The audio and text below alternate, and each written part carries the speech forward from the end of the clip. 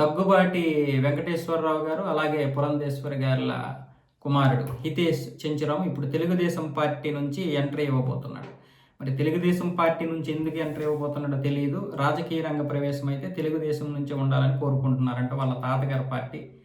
మరి పురంధేశ్వర్ గారు ఏమొచ్చేసి బీజేపీలో ఉన్నారు, అలాగే వెంకటేశ్వరరావు గారు వైసీపీలో ఉండేవాళ్ళు. ఇప్పుడు ఆయన రాజకీయాల నుంచి పూర్తిగా దూరం అయిపోయారులేండి, అది వేరే విషయం. ఒకప్పుడు దగ్గుపాటి వెంకటేశ్వరరావు గారు, చంద్రబాబు నాయుడు గారు ఇద్దరూ కూడా ఎన్టీఆర్ గారికి కుడి ఎడమ భుజాలుగా ఉండేవాళ్ళు, అది వాస్తవం.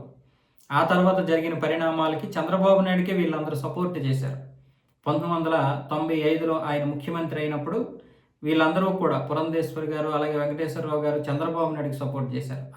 ఆ తర్వాత జరిగిన పరిణామాలన్నీ మారిపోయాయి. చంద్రబాబు నాయుడు మొత్తం అధికారం అంతా తీసుకోవడం, పార్టీ నుంచి వీళ్ళని ఎల్లగొట్టడం, లేకపోతే మొత్తానికి ప్రాధాన్యత లేదని చెప్పి వీళ్ళు బయటికి రావడం. ముఖ్యంగా 1999లో రెండోసారి ముఖ్యమంత్రి అయిన తర్వాత పూర్తిగా వీళ్ళు తెలుగుదేశం పార్టీకే దూరం అయిపోయేటటువంటి పరిస్థితి. ఆ తర్వాత హరికృష్ణ గారు, అలాగే లక్ష్మీ పార్వతి వీళ్ళందరూ సపరేట్గా పార్టీలు పెట్టి పోటీ చేసినా ప్రజలు అంగీకరించలేదు. ఆ తర్వాత దగ్గుపాటి వాళ్ళు ఏమొచ్చేసి కాంగ్రెస్ పార్టీలో చేరి ఎమ్మెల్యేగా గెలుపొందడం జరిగింది.